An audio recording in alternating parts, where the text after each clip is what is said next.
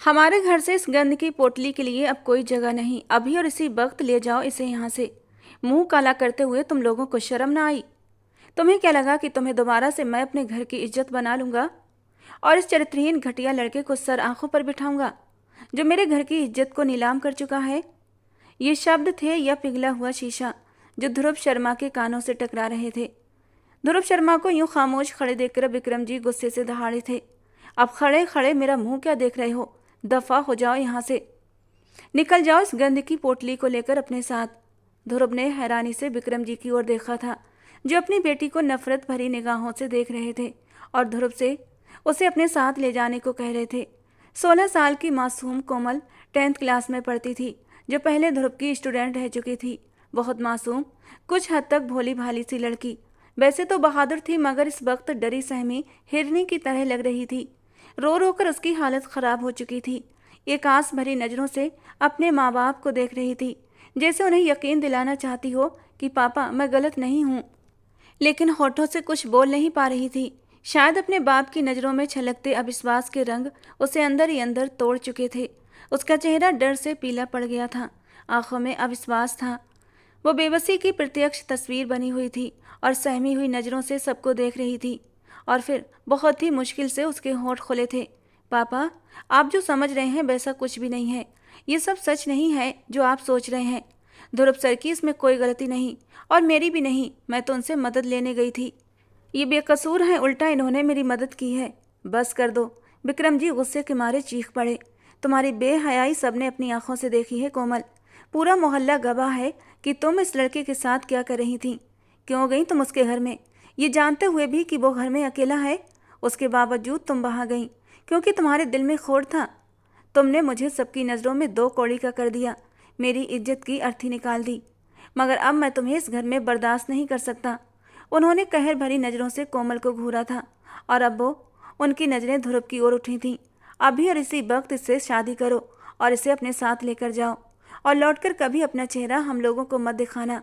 वो दो टूक अंदाज में बोले थे। मगर क्यों? ध्रुव ने चौंक कर कहा। आप मुझे किस बात की सज़ा सुना रहे हैं? मैं इस लड़की से कैसे शादी कर सकता हूँ जो मुझसे 12 साल छोटी है?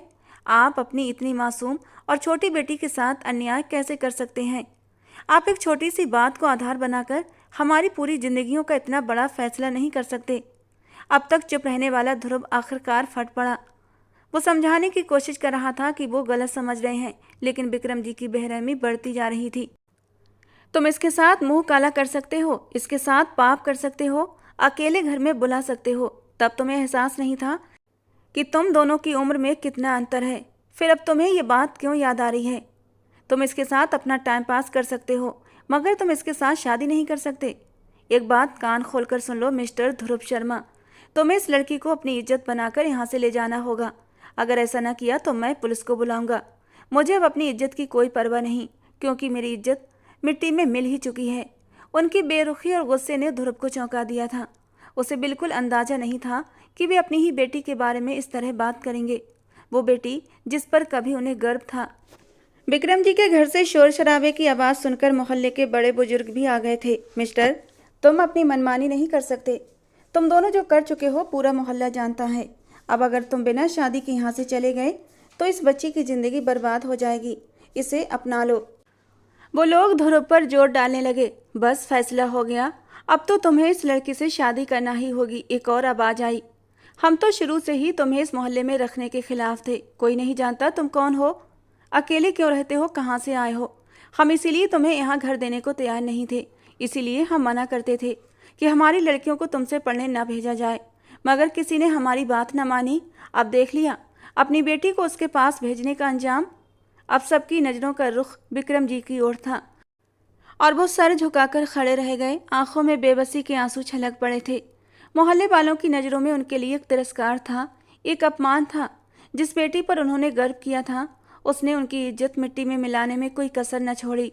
यही मेरी ज़िंदगी की सबसे बड़ी भूल थी कि मैंने अपनी बेटी पर भरोसा किया और मगर इसने मेरा भरोसा तोड़ दिया।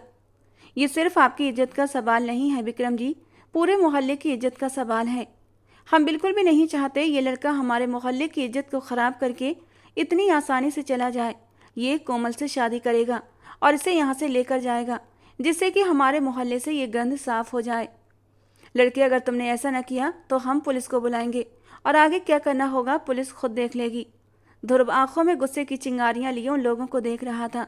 पूरे शरीर की रगें गुस्से के मारे तनने लगी थीं। वो कुछ न करके भी दोषी करार दे दिया गया था, लेकिन अब उसके आगे कोई दूसरा रास्ता भी नहीं था। उसने एक नज़र कुछ दूरी पर खड़ी कोमल की ओर देखा था। बड़ी बड़ी काली आंखें जो रोने की वजह से लाल अंगारा हो रही थीं, आंखों के पपोटे सूज चुके थे।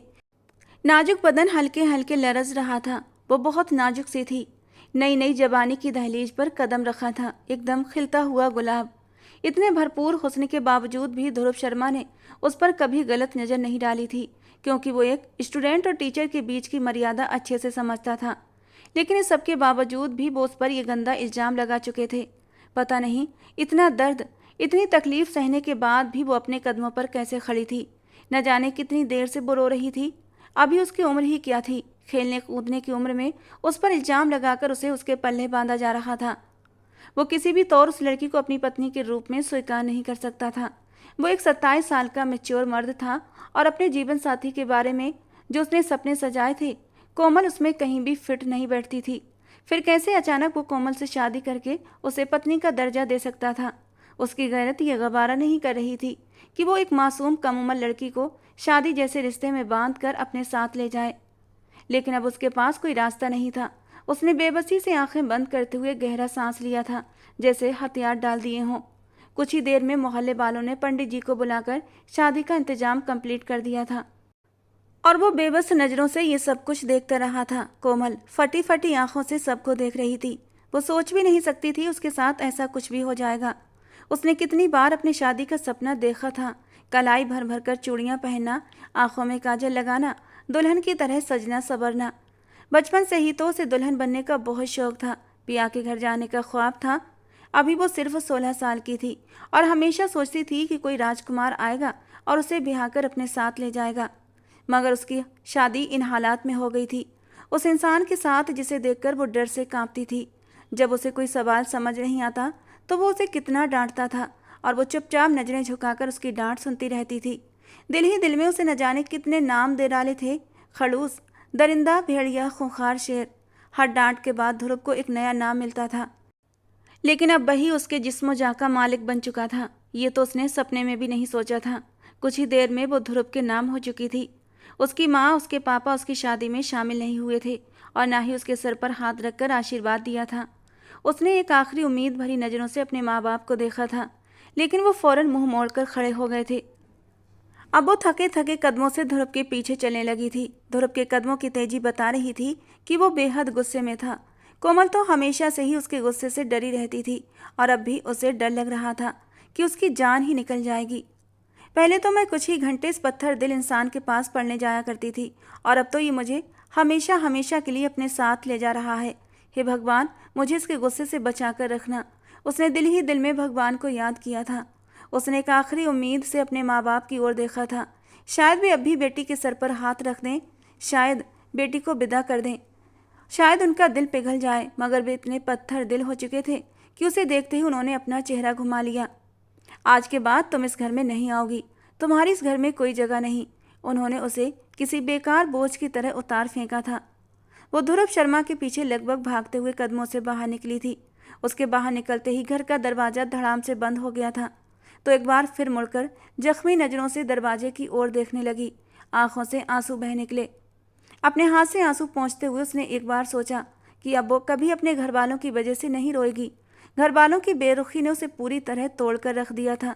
अब वो उनसे नफरत करने लगी थी। उसने सोचा था कि अपनी सफाई में सबको बताएगी कि उसने कोई गलती नहीं की थी, लेकिन अब उसने अपना इरादा बदल दिया।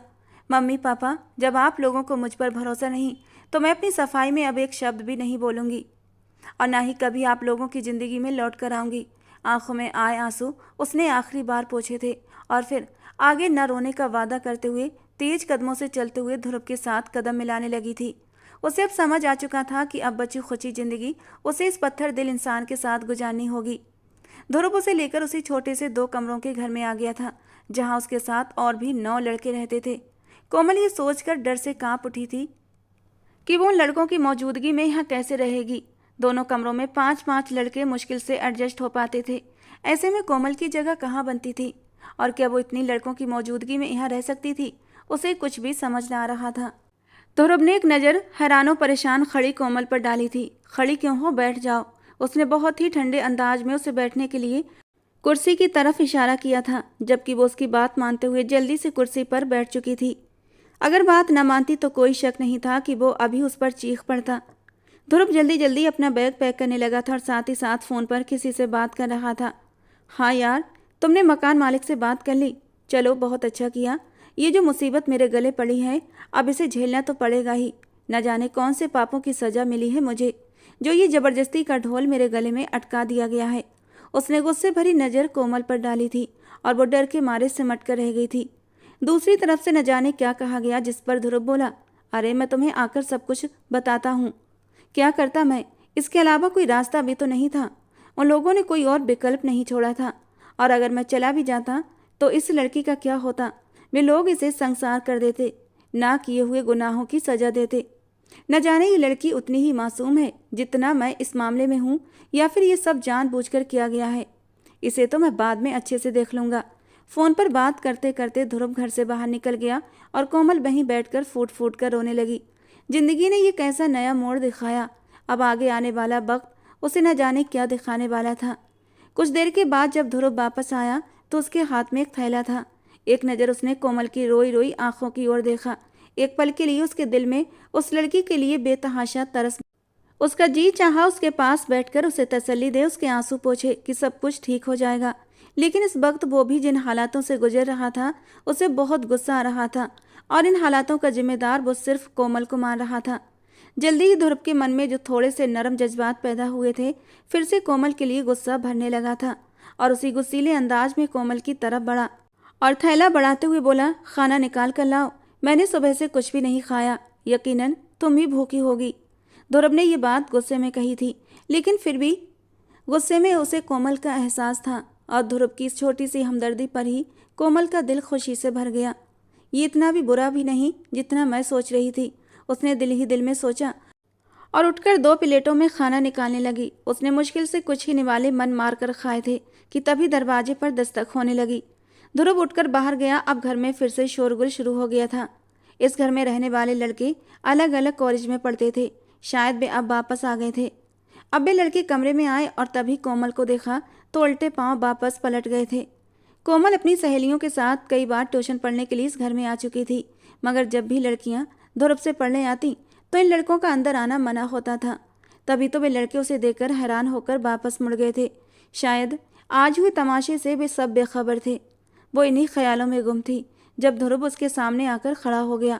चलो उठो, देर हो रही है। बाकी लड़के भी आ जाएंगे। तुम्हें मैं इनके साथ यहाँ कैसे रख सकता हूँ? जो भी हो, जैसी भी हो, अब मेरी बीवी हो। तुम्हारी हिफाजत करना अब मेरा फ़र्ज बनता है। अगर ध्रुव शर्मा ये बात मुस्कुराते हुए और अच्छे लहजे में कहता तो कोमल को इसे सुनकर खुशी होती, मगर जिस बेरुखी और सख्त अंदाज में उसने ये कहा था, कोमल का दिल जलकर रह गया था। वो बार बार उसे एहसास दिलाता था कि कोमल उसके लिए अनचाही है, ज़बरदस्ती उस पर थोपी गई है। कोमल थके हारे कदमों से उसके पीछे चलने लगी। न जाने अब वो उसे कहाँ लेकर जा रहा था। जब वो छोटे से घर से बाहर निकली तो बाहर ही एक रिक्शा खड़ा था। फिर दोनों उसमें बैठकर एक अनजान मंजिल की ओर बढ़ गए थे। ये उसके मोहल्ले की ही तो गलियां थीं। पूरे 16 साल वो इन्हीं गलियों में भाग दौड़ कर इतनी बड़ी हुई थी और आज ये गलियां उससे हमेशा के लिए छूट रही थीं। उसकी आंखों में बेआवाज आंसू निकल पड़े, जिसे उसने जल्दी से अपने दुपट्टे से पोंछ लिया था। गली के लोगों ने हैरानी से आंखें फाड़ कर उन्हें देखा था। कुछ लोग आंखों ही आंखों में इशारे करने लगे, कुछ औरतें हंसने लगीं तो कुछ लड़कियों की आंखों में जलन थी। ये वही लड़कियां थीं जो ध्रुव को हसरत भरी निगाहों से देखा करती थीं। उनके दिलों में ये ख्वाहिश जागती थी कि काश वे किसी तरह ध्रुव जैसे शानदार इंसान का ध्यान हासिल कर पाती। मगर ध्रुव हमेशा अपने काम से काम रखने वाला लड़का था। उसने कभी किसी लड़की की ओर नज़र उठाकर नहीं देखा था और अब जब उसने कोमल को एक ही दिन में शादी करके अपने साथ कर लिया था तो उन लड़कियों के दिलों पर जैसे छुरियां चल गई थीं। सब अपने जले दिल का गुबार निकालने लगी। इधर कोमल के घर में भी ये खबर पहुंच गई थी कि ध्रुव उसे लेकर कहीं चला गया है। उसकी माँ के दिल पर जैसे कोई भारी बोझ आ गिरा। मेरी बच्ची, न जाने अब वो उसे कहाँ लेकर जाएगा, उसके साथ कैसा बर्ताव करेगा, कम से कम यहाँ होती तो मुझे चैन था कि मेरी आंखों के सामने है, मगर वो इतनी मजबूर थीं कि अपनी चिंता का इजहार भी न कर सकती थीं, वरना विक्रम जी के बारे में किसे पता नहीं था, वो तो उन्हें भी धक्के देकर घर से निकाल देते। उन्होंने बेटी को विदा करते हुए साफ कह दिया था, आज के बाद कोई भी कोमल का नाम नहीं लेगा। मैं उस लड़की की सूरत भी नहीं देखना चाहता, उसका नाम तक सुनना नहीं चाहता। और इस तरह उसकी छोटी बहनें और माँ बेबसी में अपने आंसू पोंछने पर मजबूर हो गई थीं।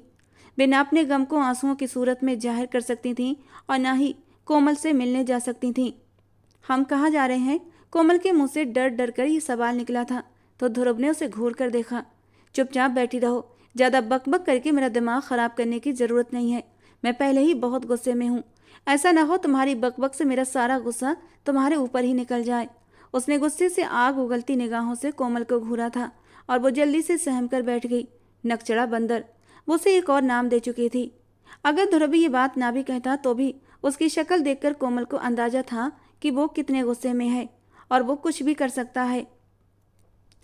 डर के मारे वो चुपचाप कोने में दुबक गई थी। कुछ देर बाद ध्रुव उसे एक फ्लैट में लेकर पहुंचा, जहां पहले से एक लड़का खड़ा था। तुम अंदर जाओ, ध्रुव ने दरवाजा खोलकर उसे अंदर जाने को कहा। वो अंदर आ गई थी, लेकिन ध्रुव फ्लैट के अंदर नहीं आया था, बल्कि उसने दरवाजा बाहर से बंद कर दिया। कोमल का दिल घबराने लगा था। वो वहीं दरवाजे के पास खड़ी रही। बाहर से ध्रुव के किसी से बात करने की आवाज़ आ रही थी। ध्रुव किसी से बात कर रहा था। क्या करूं, बहुत मुश्किल में फंस चुका हूं। यार, मुझसे गलती हो गई। मुझे उसी वक्त उस लड़की को कमरे से बाहर निकाल देना चाहिए था, या फिर मोहल्ले में किसी आदमी को कमरे में बुला लेना चाहिए था। अगर मैं ये कर लेता तो मुझे ये मुसीबत न झेलनी पड़ती। मुझे क्या पता था वे लोग इतने जाहिल हैं कि एक मामूली सी बात का मुद्दा बना लेंगे। ध्रुव की झुंझलाहट भरी आवाज़ सुनकर कोमल को बहुत शर्मिंदगी महसूस हुई थी। मेरी वजह से वो दर दर भटक रहा है, मेरी वजह से उस पर इल्ज़ाम लगा। वो खुद से बुदबुदाई थी, मगर मैं भी क्या करती। उस वक्त मुझे जो सही लगा मैंने किया था। अगर मुझे जरा भी एहसास होता कि मेरा ये कदम मेरी और ध्रुव की ज़िंदगी को किस ओर ले जाएगा, तो मैं हरगिज भी ये कदम न उठाती। मैं उन लड़कों की वजह से बहुत डर गई थी। बेबसी से गहरा सांस लेते हुए वो फ्लैट को घूम घूम कर देखने लगी। फ्लैट छोटा था, 2 कमरे, एक किचन, एक बाथरूम और एक छोटा सा स्टोर रूम था। बुरा नहीं है, ठीक ठाक है, मैं यहाँ पर आसानी से रह सकती हूँ। मगर क्या ध्रुव मुझे स्कूल जाने की अनुमति देगा? क्या मेरी पढ़ाई का सिलसिला फिर से शुरू हो पाएगा, या फिर वो पूरी उम्र इसी अधूरी ख्वाहिश के साथ जीती रहेगी? काफ़ी देर तक वो बालकनी में पड़ी चेयर पर बैठी रही, खाली खाली नज़रों से आसमान को देखती रही। उसे वो वक्त याद आने लगा जब वो जिद करके ध्रुव से ट्यूशन पढ़ने के लिए जाने लगी थी। मम्मी, मेरे 10th के बोर्ड एग्ज़ाम होने वाले हैं। आपको तो पता है मुझे इंग्लिश हमेशा से बहुत मुश्किल लगती है। बिना ट्यूशन के मैं पेपर नहीं दे पाऊंगी, और अगर मैं फ़ेल हो गई तो पापा मुझे दोबारा एग्ज़ाम देने भी नहीं देंगे। आप तो जानती हैं, पापा ने साफ कह दिया है कि जिस दिन मैं किसी क्लास में फ़ेल हो गई उसी दिन वो मुझे घर पर बिठा लेंगे। और मम्मी, आप तो जानती हैं ना मुझे पढ़ाई का कितना शौक़ है। वो मुंह बनाते हुए बोली थी। अरे, मैं तुम्हें उस लड़के के पास पढ़ने के लिए कैसे भेज दूँ? अभी उसे मोहल्ले में आए कुछ ही दिन हुए हैं, कोई उसके बारे में कुछ भी नहीं जानता, कौन है, कहाँ से आया है, और तुम कह रही हो कि मैं तुम्हें उसके पास भेज दूँ? मम्मी, इसमें बुराई क्या है? उसके पास और भी तो बच्चे जाते हैं, और फिर इस मोहल्ले में ऐसी कोई लड़की भी नहीं जो मेरी पढ़ाई में मदद कर सके। देखना मम्मी, मुझे बस 14 क्लासें पास करने दो, फिर मैं भी इसी मोहल्ले में अपनी एकेडमी खोलूँगी। मेरे पास भी बच्चे और लड़कियों की भीड़ लगी रहेगी। मैं भी ट्यूशन पढ़ाकर बहुत सारा पैसा इकट्ठा करूँगी। वो गर्व से बोली थी, तो अर्पिता जी उसे देखकर मुस्कुराने लगीं। वो तो ठीक है, मगर मैं तुम्हारे पापा को कैसे मनाऊं? वो किसी भी तौर तैयार नहीं होंगे। आप पापा से बात करें, बस उन्हें समझाएं। ये मेरे भविष्य का सवाल है। पापा मुझसे बहुत प्यार करते हैं, वो समझ जाएंगे कि मुझे ट्यूशन की ज़रूरत है। मगर जैसे ही विक्रम जी ने ये सुना वे गुस्से में आ गए। अरे, वो नौजवान लड़का, मैं कोमल को इसकी इजाज़त बिल्कुल नहीं दूंगा। पापा ने पूरी बात सुने बिना ही फैसला सुना दिया था। अब मैं क्या करूं? वो परेशान थी। उसने ध्रुव शर्मा को अभी तक नहीं देखा था, मगर मोहल्ले की लड़कियों से सुना था वो बहुत ही खूबसूरत, सजीला, बांका नौजवान है। लेकिन उसे ध्रुव की शक्ल सूरत से मतलब नहीं था। वो तो बस पढ़ाई के लिए ट्यूशन जाना चाहती थी। कुछ ही दिनों बाद उसका ये मसला खुद ब खुद हल हो गया, क्योंकि मोहल्ले की कुछ लड़कियों ने ध्रुव से पढ़ना शुरू कर दिया था, तो कोमल की राह आसान हो गई। अर्पिता जी ने भी कहा था कि मैं खुद इसके साथ जाया करूंगी। जब तक ध्रुव इसे पढ़ाएगा मैं वहीं बैठी रहूंगी। आप बिल्कुल भी चिंता ना करें। 10th के बोर्ड एग्जाम है, अगर इसकी इंग्लिश कमज़ोर है तो इसे कुछ महीने ट्यूशन पढ़ने दें। उन्होंने विक्रम जी को यकीन दिलाया तो वो भी मान गए थे। ठीक है, मगर नज़र रखना, आजकल के लड़कों का कोई भरोसा नहीं। ऐसी ऐसी बातें सुनने को मिलती हैं कि इंसान का दिल कांप जाता है। जब कोमल ने पहली बार ध्रुव को देखा तो देखती रह गई थी। वो कितनी ही देर तक पलकें नहीं झपका पाई थी। ध्रुव, जिसे अपनी खूबसूरत जादू भरी पर्सनालिटी का अच्छी तरह अंदाजा था, लड़कियों की इस तरह के रिएक्शन का आदी था। लड़कियां उसे देखकर दिल थाम लेती थीं और ठंडी आहें भरती थीं, लेकिन वो हर किसी को इग्नोर करता हुआ आगे बढ़ जाता, क्योंकि आज तक उसे अपने मतलब की कोई लड़की मिली ही नहीं थी। मगर कोमल के इस तरह ठिठक जाने से उसे गुस्सा आया था, क्योंकि वो उससे उम्र में बहुत छोटी थी। उसने कोमल की आंखों के सामने अपना हाथ लहराया था। आप अपनी पढ़ाई पर ध्यान दें, बताइए कौन सी चीज़ समझ नहीं आ रही, वो सख्त लहजे में बोला था। तो कोमल ने तुरंत किताब की तरफ देखा। ध्रुव ने उसे हर चीज़ अच्छे से समझाई और पहले ही दिन के बाद कोमल ने ऐसी कोई हरकत नहीं की थी जिससे ध्रुव को दोबारा गुस्सा आता या वो पढ़ाने से मना कर देता। मगर बाकी लड़कियों की हरकतें उसे परेशान करती थीं। वे उसे अपनी ओर आकर्षित करने के लिए तरह तरह के बहाने ढूंढती, कुछ तो हद से भी गुजर जाती।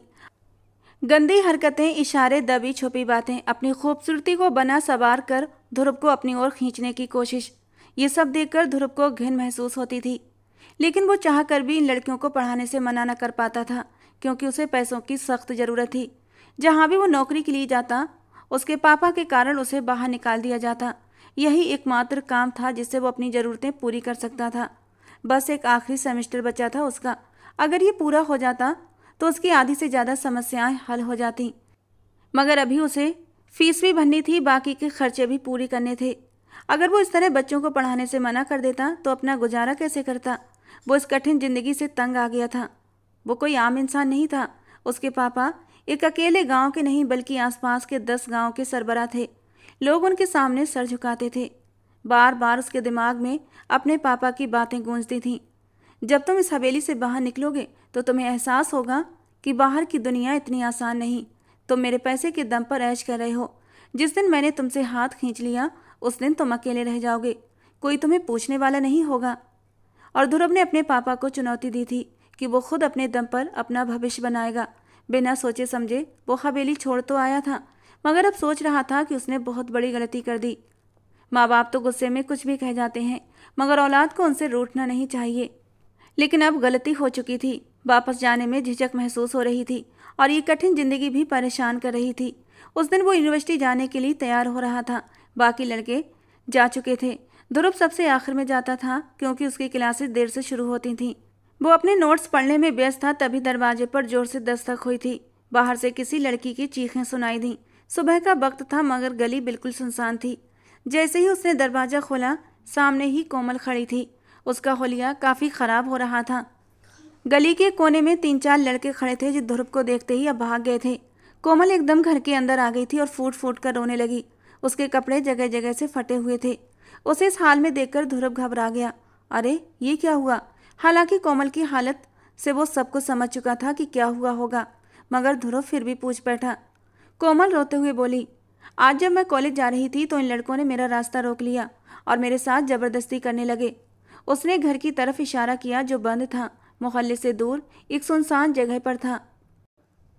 कोमल ने सिसकते हुए कहा, मैं किसी तरह वहाँ से भाग निकली। शुक्र है कि उन्होंने मेरे साथ कुछ गलत नहीं किया, मगर वो अब भी मेरे पीछे लगे थे। जैसे ही मेरी नज़र आपके घर पर पड़ी मैं यहाँ चली आई। वो रोते हुए बोली तो ध्रुव शर्मा उसे देख कर रह गया। चलो मैं तुम्हें तुम्हारे घर छोड़ देता हूँ। नहीं, मुझे डर लग रहा है। अगर मैं इस हालत में अपने घर गई तो मेरी माँ परेशान हो जाएंगी, उनका दिल सहम जाएगा। मैं पहले अपनी सहेली के घर जाऊंगी, वहाँ उसके कपड़े पहनकर फिर अपने घर जाऊंगी। मेरी बात समझने की कोशिश करो, तुम्हारा इस वक्त यहाँ रहना ठीक नहीं। आओ मैं तुम्हें छोड़ देता हूँ। इससे पहले वो कुछ और कहता, मोहल्ले के लोग घर में आ गए थे और वे दोनों पर तरह तरह के आरोप लगाने लगे और फिर ज़बरदस्ती ही कोमल की शादी ध्रुव शर्मा से करा दी गई। अब वो न जाने उसके साथ क्या करने वाला था। बालकनी में बैठी वो आसमान को तक रही थी। क्या सोच रही हो तुम और किन ख्यालों में गुम हो, वो अपने ख़ास सख्त लहजे में बोला था। तो कोमल अचानक होश में आई थी। अब जो भी है जैसा भी है तुम्हें यहीं रहना होगा, ज़्यादा नखरे दिखाने की ज़रूरत नहीं।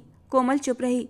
ध्रुव थोड़ी देर बाद फिर बोला, इस फ्लैट में 2 कमरे हैं, एक में तुम सो जाओ, एक में मैं रह लूँगा। उसकी बात पर वो हैरान हुई थी। लेकिन सर, अब तो हमारी शादी हो गई है ना, तो मैं अलग कमरे में क्यों रहूँ? उसने अपनी तरफ से बहुत ही समझदारी की बात की थी। लेकिन ध्रुव शर्मा उसे हैरत से देखने लगा। फिर उसने गहरा सांस लेते हुए खुद के गुस्से को काबू किया था। वो अभी नासमझ थी, शायद उसे नाजुक हालात का एहसास नहीं था। हमारा एक कमरे में रहना ठीक नहीं होगा। लेकिन क्यों? वो जिद पर अड़ी हुई थी। और अब ध्रुव को गुस्सा आया था। वो गुस्से में एकदम चीख पड़ा था, क्योंकि तुम अभी बहुत छोटी हो और मैं नहीं चाहता मेरे अंदर का मर्द जाग जाए और मैं तुमसे अपना हक वसूल कर लूँ। तुम अभी छोटी हो, मुझसे दूर रहो, इसी में तुम्हारी भलाई है, वरना सब कुछ खत्म हो जाएगा। मेरे जज्बातों का तूफान मचल गया तो तुम खुद को मुझसे बचा नहीं पाओगी। उसे बाजू से दबोचे, उसकी आंखों में झांकते हुए वो उसे चेतावनी दे रहा था। और पहली बार कोमल को उसके गुस्से से डर महसूस हुआ था। आंखों में आंसू मोतियों की तरह चमकने लगे थे। लेकिन मैं अकेले कमरे में कैसे सोऊंगी? मुझे वहाँ डर लगेगा। उसके होंठ खुले थे।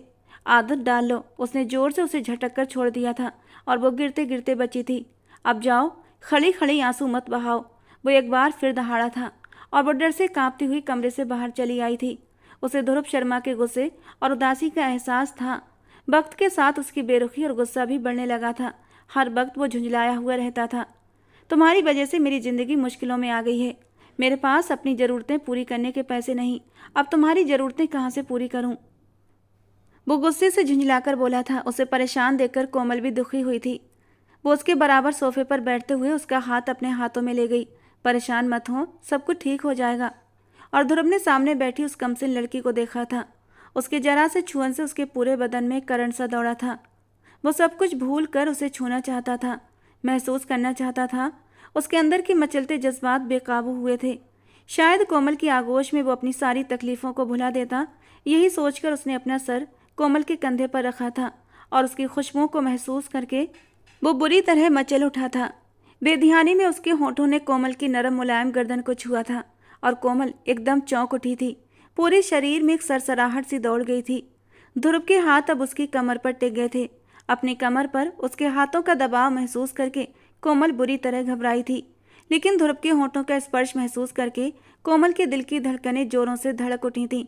वो बुरी तरह मदहोश हुई थी।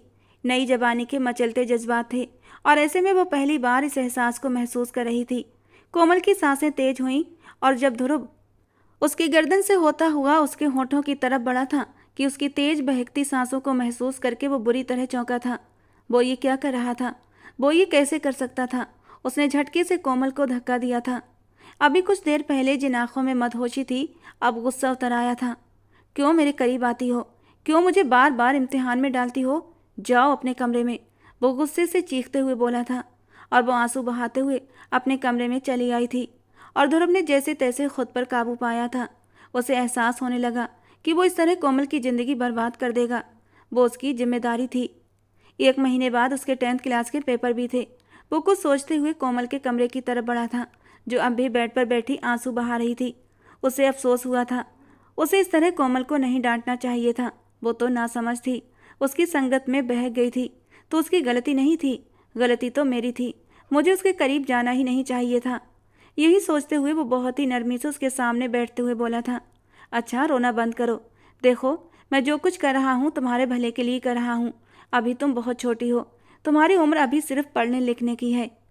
1 महीने बाद तुम्हारे पेपर हैं। अपने पेपरों की तैयारी करो और रोज़ रात को 1 घंटा मेरे पास पढ़ने के लिए आना, समझ गई ना?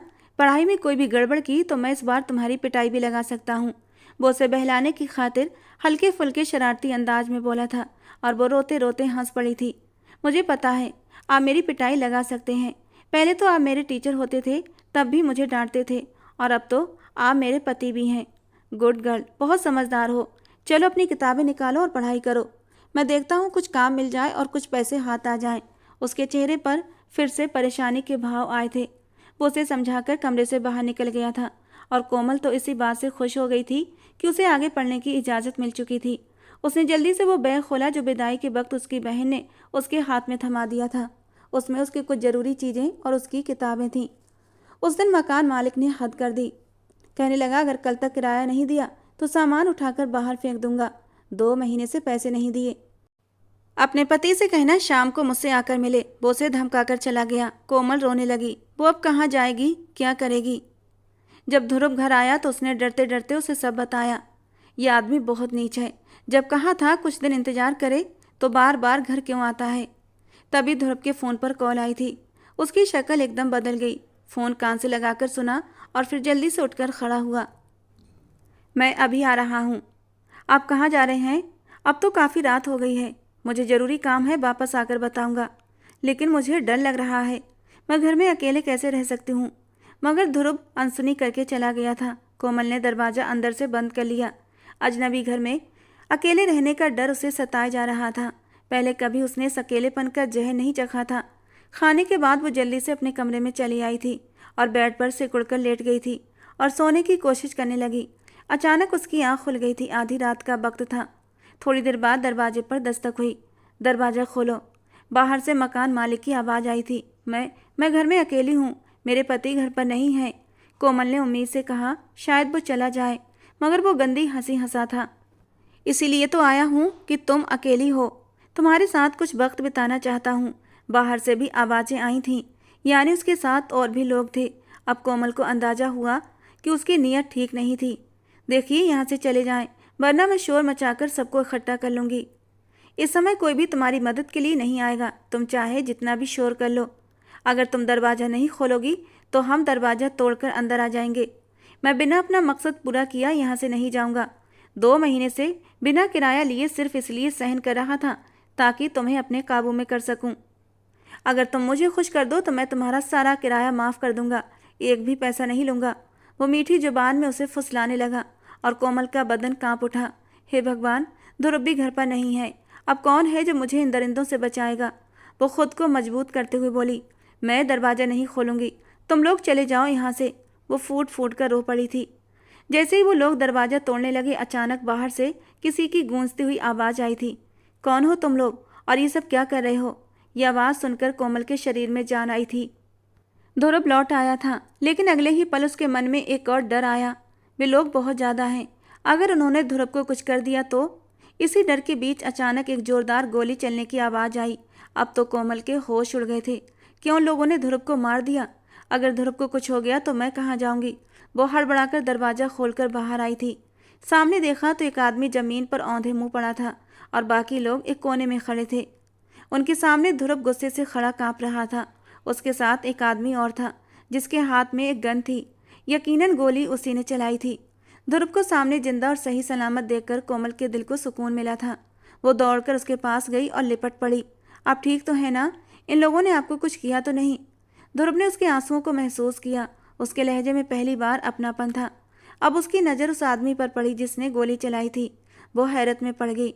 ध्रुव ने उसकी आंखों में सवाल देख लिया था, लेकिन सख्त लहजे में कहा, तुम अंदर जाओ, मैं अभी आता हूँ।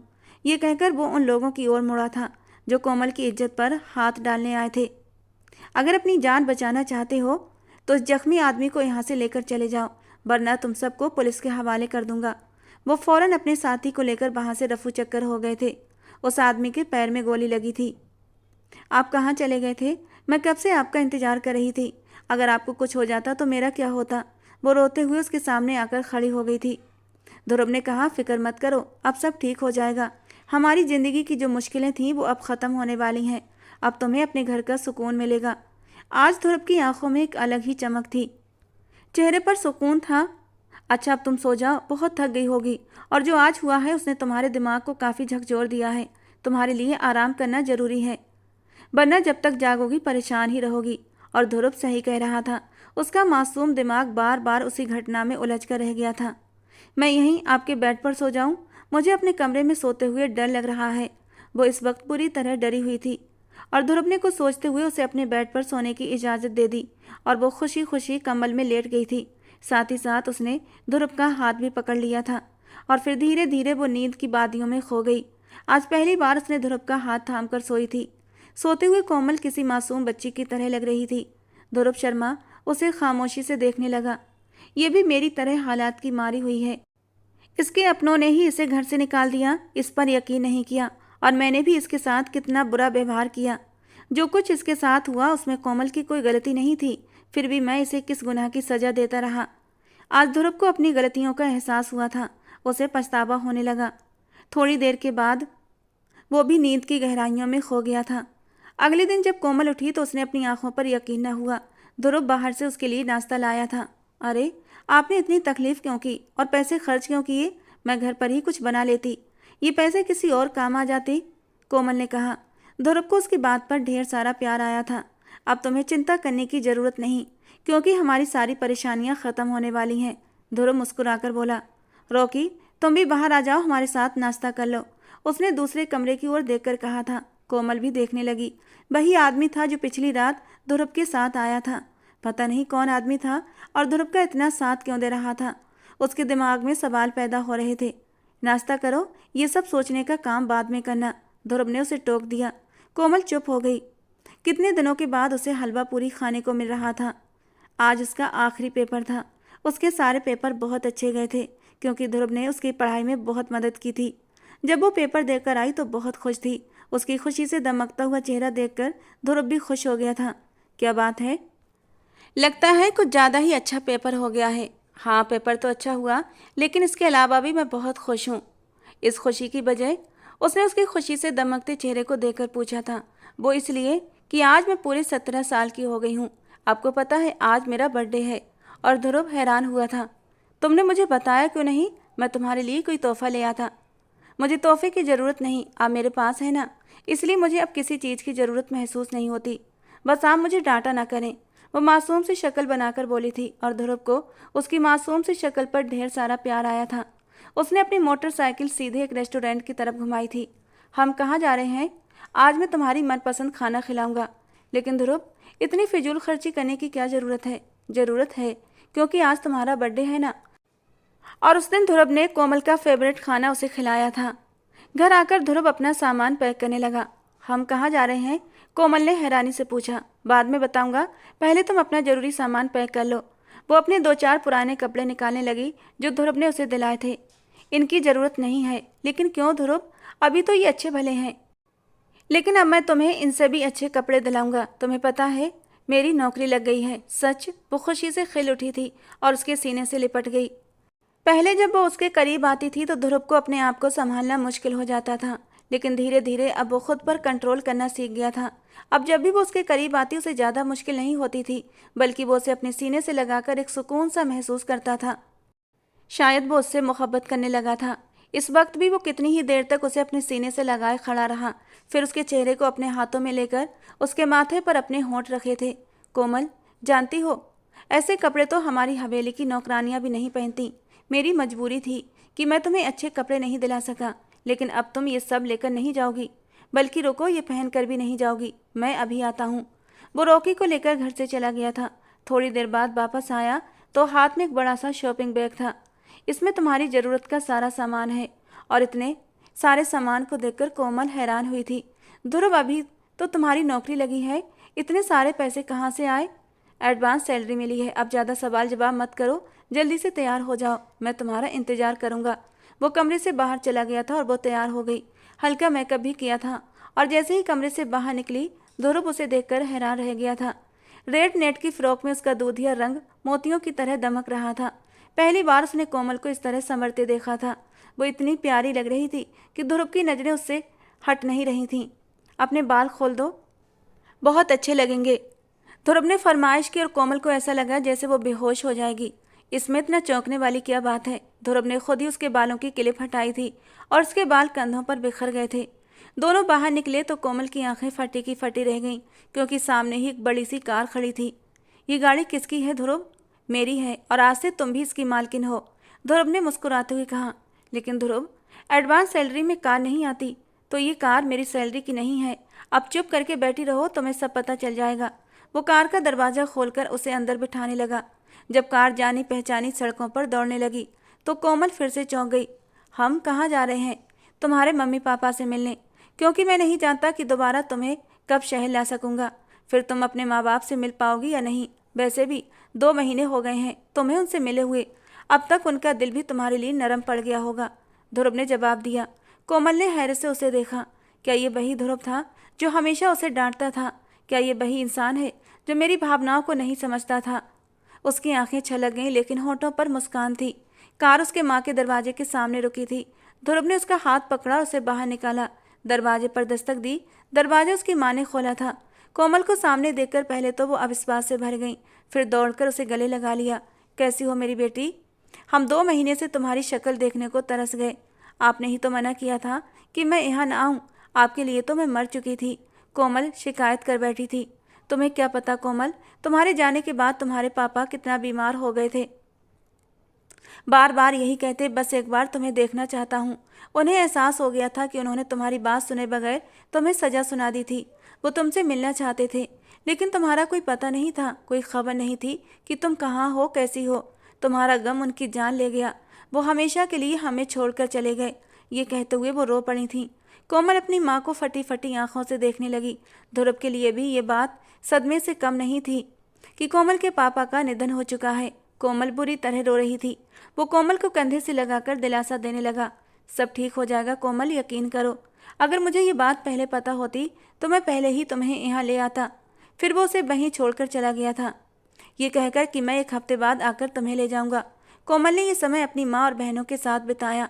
उसकी माँ ने उससे पूछा, ध्रुव का व्यवहार तुम्हारे साथ कैसा है? सब ठीक तो है ना? और कोमल ने उन्हें दिलासा दिया था कि सब कुछ ठीक है, लेकिन वो खुद अंदर ही अंदर उलझी हुई थी। ध्रुव का रवैया उसे समझ न आता था। अचानक उसके पास इतने पैसे कहाँ से आ गए थे? जाते जाते भी वो उस कोमल के हाथ पर ढेर सारे पैसे रखकर गया था और कहा था कि किसी चीज़ की ज़रूरत हो तो ख़रीद लेना। अगर ध्रुव को नौकरी मिल गई थी, एडवांस सैलरी भी, तब भी जो पैसे वो खर्च कर रहा था वो बहुत ज़्यादा थे। फिर ठीक 1 हफ्ते बाद वो उसे लेने आया था, लेकिन इस बार वो अकेला नहीं था। उसके साथ कई लोग थे। उसकी दादी, उसकी माँ और बहुत सारी औरतें भी एक एक करके सबसे मिली थी। और जब उनकी बड़ी बड़ी गाड़ियाँ गली में आकर रुकी थीं तो मोहल्ले वालों की आंखें हैरत से फटी की फटी रह गई थीं। कोई भी ये सोच नहीं सकता था कि ध्रुव इतना अमीर आदमी होगा, इतने बड़े घर का बेटा होगा। सबको यही लगता था कि वो एक छोटे से घर में किराए की तरह रहता है, लेकिन अब उसकी असली हैसियत सबके सामने आई थी तो लोग हैरान रह गए थे।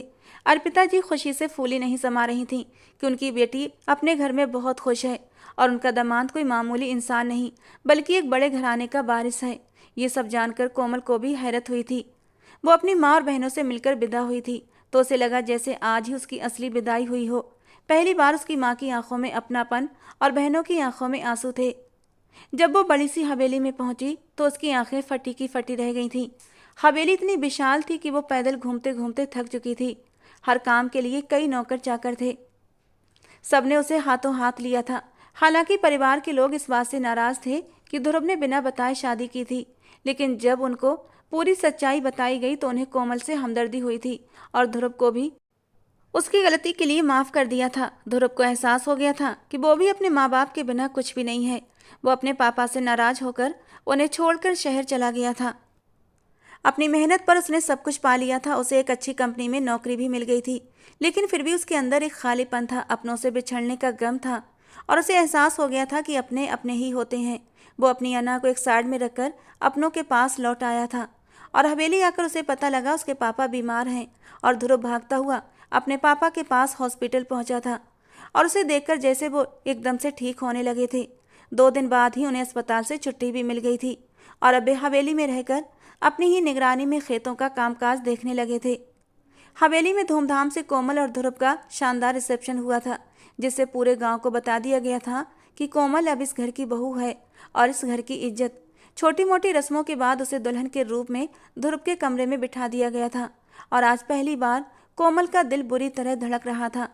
पति पत्नी के रिश्ते को अब वो समझने लगी थी और इसीलिए बुरी तरह घबराते हुए कमरे में इधर से उधर चक्कर लगा रही थी कि थोड़ी देर बाद ही ध्रुव अंदर कमरे में दाखिल हुआ था। उसे परेशान देखकर उसके होंठों पर हल्की सी मुस्कान आई थी। क्या बात है कोमल, इतना परेशान क्यों हो? वो हाथ से घड़ी उतारते हुए बोला था। ध्रुव, अब क्या होगा? यहाँ तो मैं दूसरे कमरे में भी नहीं जा सकती। तो ज़रूरत क्या है दूसरे कमरे में जाने की? तुम्हें तो बहुत शौक था ना मेरे कमरे में, मेरे बेड पर और मेरे करीब सोने का। वो उसे शरारती नज़रों से देखकर बोला था। ध्रुव, उस समय मुझे नहीं पता था, लेकिन अब मुझे आपसे बहुत शर्म आती है। अच्छा, पहले नहीं आती थी? ध्रुव उसके शर्म से लाल पड़ते चेहरे को देखकर मदहोशी से बोला था। पता नहीं, लेकिन दिल तो पहले भी जोर जोर से धक धक करता था जब आप मेरे करीब आते थे। वो अपनी उंगलियां मरोड़ते हुए उसे अपने दिल की हालत के बारे में बता रही थी और वो धीरे धीरे कदम उठाते हुए उसके पास आकर खड़ा हो गया था और उसके कांपते हाथों को थाम लिया था। पहले दिल धक धक करता था और अब आपका दिल क्या कहता है? वो शरारत से उसकी हालत का मजा ले रहा था। वो अब भी जोर जोर से धक धक कर रहा है ध्रुव, ये देखिए। उसने जल्दी से ध्रुव का हाथ उठाकर अपनी धड़कनों पर रखा था और उसकी नरम धड़कन को महसूस करते ही ध्रुव के अंदर एक करंट सा दौड़ा था। उसने जल्दी से अपना हाथ पीछे खींचा था। ऐसा करो, जल्दी से चेंज कर सो जाओ, कहीं मेरा दिल भी धक धक करने लगा तो तुम्हारी मासूमियत मेरी बाहों में दम तोड़ जाएगी। वो खोए हुए से अंदाज में उसके चेहरे को देख रहा था जहां इस वक्त सिर्फ मासूमियत फैली हुई थी। वो जल्दी से बाथरूम में घुस गया और फ्रेश होकर बेड पर आकर बैठ गया था, जबकि वो सोफे पर बैठी हुई थी। जाओ चेंज करके सो जाओ, वो बहुत ही नरमी से बोला था और कोमल ने उसकी बात बड़ी जल्दी मान ली थी। वो कपड़े बदलकर सोफे पर लेट चुकी थी। काफ़ी देर तक वो सोफे पर करवटें बदलती रही। ध्रुव उसकी हर हरकत पर ध्यान रखे हुए था और फिर वो उठकर बैठ गई। ध्रुव, मुझे सोफे पर नींद नहीं आ रही। तो मुझे भी सोफे पर नींद नहीं आती, ध्रुव ने आराम से कहा था। इतना बड़ा तो बेड है, मैं आपके बेड पर आ जाती हूँ। वो अपना तकिया लेकर उसके बराबर लेट चुकी थी और पता नहीं क्यों ध्रुव उसे मना न कर पाया। रात के किसी पल एक नरम एहसास से ध्रुव की आंख खुली थी। उसने जल्दी से आंखें खोली तो कोमल उसके बेहद करीब थी। ध्रुव का एक हाथ उसके पेट पर रखा हुआ था। उसने झटके से अपना हाथ पीछे खींचा था, लेकिन अगले ही पल कोमल करवट लेते हुए उसके कंधे पर सर रखकर उसके बेहद करीब आ चुकी थी। उसकी मदहोश कर देने वाली खुशबुओं में ध्रुव के जज्बात मचल उठे थे। वो कोमल को खुद से दूर हटाना चाहता था, लेकिन चाहकर भी ऐसा न कर पाया। उसने काफ़ी देर तक खुद को समझाने की कोशिश की, लेकिन वो खुद को बहलाने में नाकाम रहा और फिर उसने गहरा सांस छोड़ते हुए कोमल को धीरे से अपनी ओर खींचते हुए अपनी पनाहों में समेट लिया था। वो अब और ज़्यादा कोमल से दूर रह ही नहीं सकता था। उसके दहकते होठों ने कोमल के नरम नाजुक गर्दन को छुआ था, फिर उसके होठों की नरमी को महसूस किया था। किसी नरम एहसास के तहत कोमल की आंख खुली थी और खुद को ध्रुव की बाहों में पाकर उसका दिल तेजी से धड़क उठा था। ध्रुव, उसके लब फड़फड़ाए थे। बस कोमल, अब और नहीं, अब खुद पर बर्दाश्त नहीं होता। कहते कहते वो पूरी शिद्दत से उसके होठों पर झुका था। एक पल के लिए कोमल घबराई थी। उसका नाजुक वजूद कांप उठा था। वो ध्रुव की बाहों से निकलना चाहती थी, लेकिन अब ध्रुव अपने होश में कहाँ था। वो धीरे से मिनमिनाई थी, ध्रुव प्लीज, मुझे डर। और उसने उसके होठों पर उंगली रखकर उसे खामोश कर दिया था। बिल्कुल भी डर नहीं लगेगा, बस अपनी आंखों को बंद कर लो और महसूस करो मेरे प्यार को, मेरी शिद्दतों को। और कोमल ने बाकी अपनी आंखें बंद कर ली थीं, जबकि ध्रुव के हर स्पर्श के साथ वो बुरी तरह मदहोश हो रही थी। उसकी हर छुअन में एक नशा था और उस नशे में कोमल बुरी तरह चूर हो चुकी थी। और फिर ध्रुव की आखिरी शिद्दत पर एक सिसकी के साथ उसकी आंखों से मदहोशी के 2 आंसू टूट कर गिरे थे, जिन्हें ध्रुव ने अपने होठों से चुन लिया था। उस रात ध्रुव न चाहते हुए भी अपने रिश्ते की शुरुआत कर चुका था और कोमल भी अब कहाँ ध्रुव की बाहों से दूर जाना चाहती थी। वो भी तो न जाने कब से इन बाहों में आने के लिए बेचैन थी। इस खूबसूरत मिलन पर दोनों के दिल की धड़कनें बुरी तरह धड़क रही थीं, लेकिन इन धड़कनों के बीच दोनों के दिल में एक सुकून भी उतर चुका था और अब एक तूफान के बाद दोनों एक दूसरे की बाहों में लिपटे सुकून से सो रहे थे। दोनों के बीच की दूरियां अब कम होने लगी थीं। वो अब ध्रुव से डरती नहीं थी, बल्कि अब उसे उसके साथ बातें करने में, उसके साथ वक्त गुजारने में अच्छा लगता था। धीरे धीरे दोनों में एक गहरी दोस्ती हो चुकी थी। अब वो बोर्ड के 12th की तैयारी कर रही थी। अपने माँ बाप के साथ कुछ दिन रहकर वो कोमल को लेकर शहर आ गया था, क्योंकि उसकी नौकरी वहीं थी। वहाँ वो बीच में अपने माँ बाप के पास चक्कर भी लगाता रहता था और फिर उसका 12th भी कंप्लीट हो गया था। उसकी माँ को हवेली की बारिश की बहुत जल्दी थी, लेकिन ध्रुव ने साफ कह दिया कि माँ, मैं अभी बच्चों के बारे में नहीं सोच सकता, क्योंकि कोमल को इतनी कम उम्र में मैं बच्चों की जिम्मेदारियों में डालना नहीं चाहता, इसलिए अब आप आगे से ये बात ना करें। और उसकी माँ ने भी चुप्पी साध ली थी। दोनों खुशियों भरी जिंदगी जी रहे थे और पूरे 3 साल गुजर चुके थे। और फिर एक दिन, उस दिन उसका 21वां बर्थडे था, जब उसने शर्माते हुए एक किट उसके सामने रखी थी और जिसे देखकर ध्रुव हैरान रह गया था। कोमल, तुम माँ बनने वाली हो? उसे विश्वास नहीं हो रहा था, जबकि कोमल ने शर्माते हुए अपना सर झुका लिया था। लेकिन कोमल, ऐसा कैसे हो सकता है? मैंने तो तुम्हारी सेफ्टी के लिए तुम्हें गोलियां। हाँ, लेकिन पिछले महीने से मैंने उन्हें खाना बंद कर दिया था। लेकिन क्यों कोमल? बस अब मुझे एक नन्हे मुन्ने बच्चे की चाहत होने लगी है और देखो, मेरा ये सपना पूरा हो गया। ध्रुव, खुशी से उसके आंसू चमकने लगे थे और ध्रुव ने खींचकर उसे अपनी बाहों में भर लिया था। उसके माथे को चूम कर उसके पेट पर हाथ रखा था जहाँ उसका अंश पल रहा था। और फिर जब उसने हवेली को एक प्यारा सा वारिस दिया तो हवेली में उसकी कदर और भी बढ़ गई थी। दोस्तों, आज की हमारी कहानी आपको कैसी लगी कमेंट बॉक्स में ज़रूर बताना। पसंद आई हो तो प्लीज़ लाइक करना। रोज़ एक नई कहानी सुनने के लिए हमारे चैनल को सब्सक्राइब करना। मिलते हैं दोस्तों अगली किसी नई रोमांटिक कहानी के साथ। जैसे ही वो अपने कमरे में दाखिल हुई, उसकी नज़र सोफे पर बैठे अपने हैंडसम से पति पर गई। वो वहीं खड़ी रहकर डीएसपी जमाल को गौर से देखने लगी। कितनी ही देर तक वो बस पलकें झपकाए बिना उसे देखती रही। उसका मन ही नहीं भरता था। एक बार देखती तो दोबारा देखने का मन करता। वो था ही इतना खूबसूरत, मन मोहने वाला। हालांकि खूबसूरत तो हमीरा भी कम नहीं थी, लेकिन डीएसपी जमाल की बात ही कुछ और थी और ये हमीरा का सबसे मनपसंद काम हुआ करता था। उसे अपने पति को देखना बेहद पसंद था। धीरे धीरे खुमारी भरे अंदाज में कदम बढ़ाते हुए वो डीएसपी जमाल के पास आई थी। वो अपने लैपटॉप में बिजी काम कर रहा था। ढीली ढाली नाइट टी शर्ट और ट्राउजर पहने लापरवाह से अंदाज में अपने काम में मगन था। उलझे बिखरे बाल उसके माथे पर फैले हुए थे। चेहरे पर सोच के हाव भाव थे।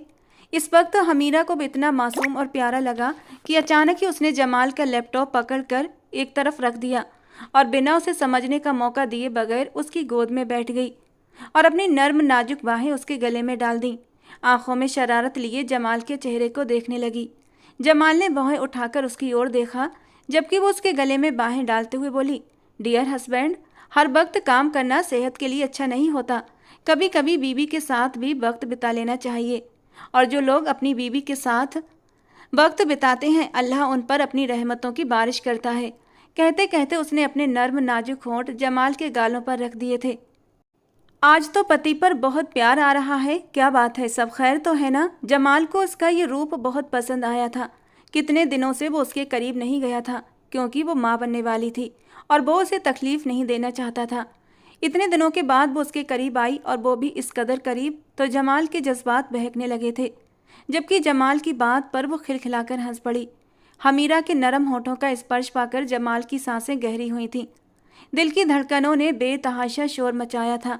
जमाल उसे अपनी बाहों में कैद करते हुए अपने सीने से भींच गया था और फिर मुस्कुराकर बोला, लेकिन जनाब, अगर हम आपके साथ वक्त बिताने लगे तो आपको ही परेशानी होगी।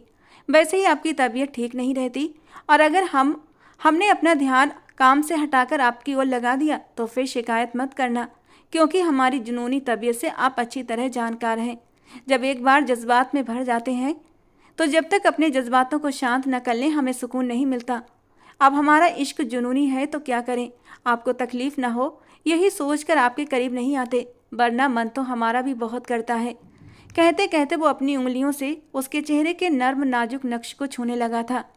वैसे आप कहें तो अभी हम आपको टाइम देने के लिए बिल्कुल तैयार हैं, क्योंकि आपके इस तरह करीब आने से हमारा मन भी बहकने लगा है।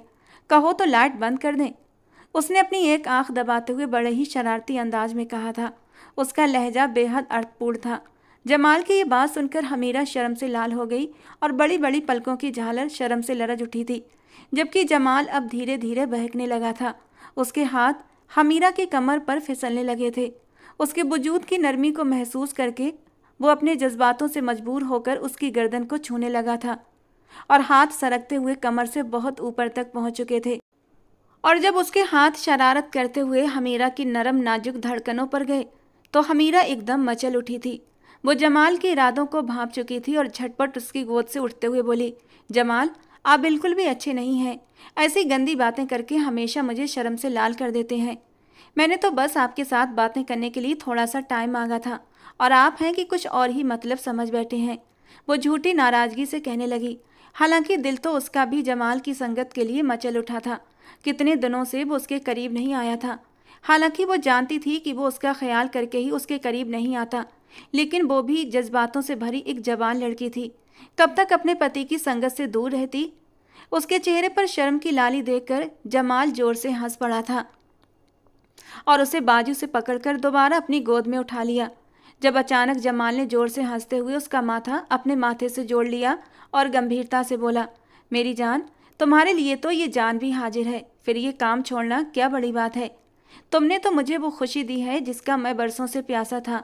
हमीरा, तुम मेरे लिए सिर्फ मेरी बीवी नहीं, मेरी मोहब्बत भी हो, बल्कि मेरा इश्क हो, जुनूनी इश्क।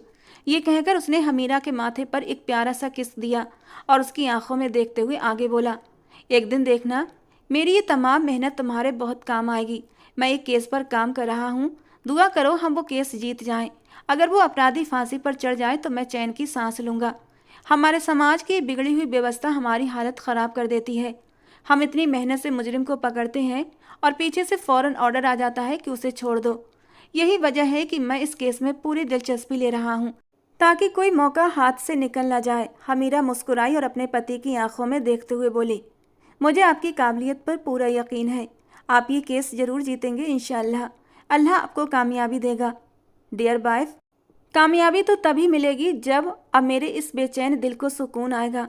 उसके बाद ही मैं अपने काम पर फोकस कर सकूंगा। अब जो मेरे जज्बातों में आग लगाई है तो इन्हें शांत भी मेरी जान तुम्हें ही करना होगा। कहते हुए जमाल ने हमीरा को अपनी बाहों में भर लिया था और वो कब उसकी बाहों से निकलना चाहती थी, बड़े ही सुकून से अपना आप जमाल के हवाले कर दिया था। हमीरा की रजामंदी देखकर जमाल के होंठों पर एक खूबसूरत सी मुस्कान आई थी। उसे भी पता था कि हमीरा भी उसकी जुनूनी संगत के लिए तलबगार हो रही है। साइड लैंप ऑफ करता हुआ वो हमीरा को अपनी बाहों में लेकर अपने प्यार की निशानियां उसके वजूद पर छोड़ने लगा था। जमाल की शिद्दत धीरे धीरे बढ़ने लगी थी, लेकिन वो अपनी शिद्दतों पर काबू पाते हुए बड़े ही प्यार से हमीरा को छू रहा था, क्योंकि उसे पता था कि हमीरा के वजूद में उसका अंश पड़ रहा है और वो उसे किसी भी तरह का नुकसान पहुंचाना नहीं चाहता था। मदहोशी में जब हमीरा की सिसकी निकली तो जमाल तड़प उठा था। क्या हुआ मेरी जान, तुम ठीक तो हो ना?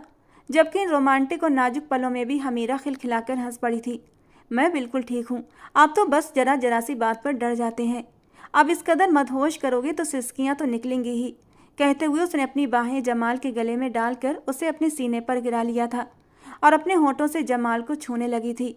उसके चेहरे पर सुकून देखकर जमाल ने भी सुकून की सांस ली थी और दोबारा से अपने प्यार की चाहतें हमीरा पर लुटाने लगा था।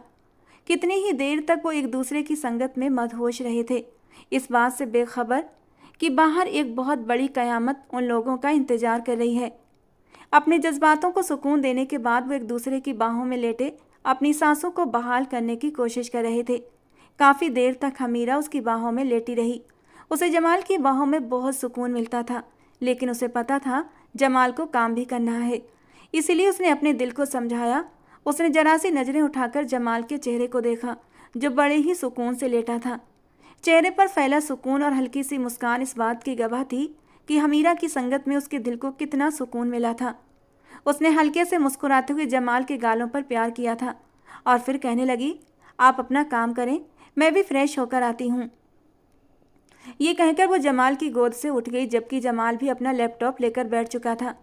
अभी हमीरा बाथरूम की तरफ बढ़ी ही थी कि दरवाजे पर एक जोरदार खटखट की आवाज़ हुई थी। जमाल और हमीरा दोनों ही घबरा गए थे। इस वक्त कौन हो सकता है, वो भी इस कदर बदहवासी में कि गेट पर हाथ रखकर हटाना ही भूल गया था। हमीरा जल्दी से गेट की तरफ बढ़ी थी और घबराए हुए अंदाज में दरवाज़ा खोल दिया। सामने ही हमीरा की सास खड़ी थी। वो जल्दी से घबराई हुई अंदर दाखिल हुई। उन्होंने जमाल की ओर देखा और घबराए हुए लहजे में बोली, जमाल, वो छोटी। वो कुछ बोलना चाहती थीं लेकिन बोल नहीं पा रही थीं। घबराहट की वजह से उनका सांस बहुत तेज़ी से फूल रहा था। चेहरे पर पसीने की बूंदें झिलमिला रही थीं। उसकी माँ जिस अंदाज में उसकी छोटी बहन का नाम ले रही थी, कुछ तो गड़बड़ हुई थी। जमाल को ऐसा लगा जैसे किसी ने उसका दिल मुट्ठी में भींच लिया हो। उसकी छोटी बहन उसकी जान थी। वो उसे बहन नहीं बल्कि अपनी बेटी मानता था। उसकी छोटी बहन उससे पूरे 12 साल छोटी थी और जब वो इस दुनिया में आई थी तो खुद उसने अपने हाथों से अपनी छोटी बहन को फीडर बना बना कर पिलाया था। उसकी देखभाल की थी, क्योंकि छोटी के जन्म पर उसकी माँ काफ़ी बीमार हो गई थी। अपनी माँ के मुंह से ऐसे शब्द सुनकर वो बेखुदी में कमरे से बाहर भागा था। एक अनजाने डर से उसकी धड़कनें तेज हो गई थीं। उधर हमीरा की सास ने हमीरा की ओर बस एक नफरत भरी नज़र डाली थी और फौरन कमरे से बाहर चली गई। जमाल, जो अब तक पागल सा हो रहा था, अपनी माँ को देखते हुए बेचैनी से बोला, क्या हुआ मम्मा, सब खैरियत तो है ना? और छोटी कहाँ है, क्या हुआ है उसे? आप इतनी घबराई हुई क्यों हैं? उसकी माँ रोते हुए बोली, तुम्हारी बहन को होश नहीं आ रहा, उसने छत से छलांग लगा ली है। और ये सुनकर तो जमाल को लगा जैसे उसके सर पर आसमान टूट पड़ा हो। वो बेयकीनी से अपनी माँ की ओर देखने लगा। छोटी ऐसा कैसे कर सकती है? वो तो छोटी सी थी, नाजुक सी, बहुत डरपोक सी है। छोटी छोटी सी बातों पर डर जाने वाली। फिर भला वो छत से नीचे, इससे आगे तो वो कुछ सोच ही नहीं सका था। जमाल उल्टे पांव बाहर भागा। वो किसी दीवाने की तरह लग रहा था। हमीरा भी बेहद परेशान हो गई थी। ये कैसी अचानक मुसीबत इन लोगों पर आ गई थी। वो बदहवासी से भागता हुआ बरामदे में आया था और आंखें फाड़े सामने पड़ी अपने बहन के वजूद को देख रहा था। उसकी माँ ने बिल्कुल सही कहा था। बरामदे में ही उसकी बहन बदहाल हालत में पड़ी थी। उसका सिर खून से लथपथ था और शरीर पर भी कई चोटें आई हुई थीं। जमाल ने बिना कुछ सोचे समझे उसे अपनी गोद में भर लिया। छोटी आंखें खोलो, क्या हो गया तुम्हें? लेकिन उसकी बहन एकदम बेसुध थी। जमाल उसे लेकर बाहर की ओर दौड़ा। बाहर उसकी पुलिस वैन खड़ी थी। उसे वैन में डालकर जमाल तुरंत अस्पताल की ओर बढ़ा था। उसने अपनी बहन का हाथ पकड़ते हुए कहा, छोटी, मैं तुझे कुछ नहीं होने दूंगा। अपनी जान दांव पर लगा दूंगा, लेकिन तेरी हिफाजत हर हाल में करूंगा। जब तक मैं जिंदा हूं तुझे कुछ नहीं होगा। लेकिन न जाने क्यों जमाल का दिल कह रहा था कि बहुत देर हो चुकी है। उसकी बहन बिल्कुल ठंडी पड़ चुकी थी, सांसें भी नहीं चल रही थीं। और यही सोचकर जमाल का दम घुटने लगा था। उसके हाथ पांव ठंडे पड़ने लगे थे। 2-3 बार उसकी गाड़ी किसी से टकराते टकराते बची थी। जैसे ही वो अस्पताल पहुंचा, उसकी उम्मीदें और भी टूटने लगी थीं। लेकिन वो फिर भी अल्लाह पर पूरा यकीन रखना चाहता था। वो जारा को अपनी बाहों में भरकर पागलों की तरह अस्पताल में भागा। तुरंत ही उसकी बहन को इमरजेंसी केस के तौर पर एडमिट कर लिया गया था। लेकिन जैसे ही डॉक्टर ने उसकी जांच की, जो खबर आई जिसने जमाल की दुनिया ही उजाड़ दी। डॉक्टर ने कहा, डेथ काफ़ी पहले हो चुकी है, अस्पताल लाने में बहुत देर हो गई। गिरने के कारण इनकी रीढ़ की हड्डी में गहरी चोट आई थी और सर पर भी गंभीर चोटें आई हैं और वो घटना स्थल पर ही दम तोड़ चुकी थीं। ये सुनते ही जमाल पूरी ताकत से जमीन पर गिर पड़ा। उसकी आंखों के आगे अंधेरा सा छा गया। वो वही डीएसपी जमाल था जिसका नाम सुनते ही लोग डर से कांपते थे, जो कभी किसी को माफ़ नहीं करता था। एक ऐसा ईमानदार पुलिस अफसर जिसने कभी रिश्वत की तरफ देखने तक की ज़रूरत न समझी थी। लेकिन आज अपनी बहन की मौत की खबर सुनकर वो डीएसपी जमाल बिखर गया था। चीखें मार मार कर रो पड़ा था। शायद आज ज़िंदगी में वो पहली बार रो रहा था। वो तो बहुत बहादुर था। हर तरीके के हालात का सामना करने के लिए खुद को हमेशा तैयार रखता था। लेकिन उसकी बहन की मौत ने उसे अंदर से तोड़ कर रख दिया था। उसे यकीन नहीं हो रहा था कि उसकी हंसती खेलती बहन अब इस दुनिया में नहीं रही। उसकी आंखों से आंसू लगातार बह रहे थे। वो मजबूत दिल का मालिक लेकिन आज अपनी बहन की जुदाई में जोर जोर से रो पड़ा था। उसका दिमाग बिल्कुल सुन्न पड़ गया था। कहा जाता है कि मर्द रोते नहीं, लेकिन अगर कोई मर्द किसी के लिए रो पड़े तो यकीन मानो वो इस इंसान से बेइंतहा मोहब्बत करता है। थोड़ी देर बाद उसकी माँ और हमीरा भी अस्पताल पहुंच गई थी। जमाल को जमीन पर पड़ा देखकर उनका कलेजा मुंह को आ गया। हमीरा ने तुरंत जमाल को अपनी गोद में समेट लिया। जमाल ने जैसे ही उसे सामने देखा वो उसके गले लगकर जोर जोर से रो पड़ा। उसकी चीखों की आवाज़ पूरे अस्पताल में गूंज रही थी। जमाल को रोते देखकर दोनों समझ गई थीं कि अब जारा इस दुनिया में नहीं रही। वो दोनों भी रोने लगी थीं। हर कोई जमाल को रहम भरी नज़रों से देख रहा था। हमीरा उसकी पीठ सहलाते हुए बोली, हिम्मत रखिए जमाल, अल्लाह हमारे साथ है, वो उसकी मगफिरत करेगा। इस तरह टूटने से कुछ हल नहीं निकलेगा। अपनी माँ को देखिए, उनकी हालत तो और भी बुरी है। हमीरा का दिल बेहद उदास था। उसने कभी अपनी ननद से कोई दुश्मनी नहीं रखी थी। वो एक अच्छी भाभी, एक अच्छी बहू और एक अच्छी पत्नी थी। उसने हमेशा दिल से सबकी सेवा की थी। हमीरा वैसे भी जारा के बहुत करीब थी, इसलिए उसकी मौत का उसे भी गहरा सदमा पहुंचा था। हमीरा ने जमाल को संभालकर ऊपर कुर्सी पर बिठा दिया। जमाल का दिमाग बिल्कुल सुन्न हो गया था, लेकिन हमीरा की हिम्मत देने पर वो थोड़ा संभला और अस्पताल के कामों में लग गया। ये एक पुलिस केस था, इसीलिए कुछ औपचारिकताएं पूरी करने में समय लगा। लेकिन चूंकि ये कानून का मामला था, जमाल ने अपनी पहुंच और सबूतों के जरिए जल्दी ही इस मामले को निपटा दिया था। सारी कागजी कार्रवाई पूरी करने के बाद भी लोग घर वापस लौट आए थे। अभी वो लोग जारा की बॉडी को घर नहीं लाए थे, क्योंकि अस्पताल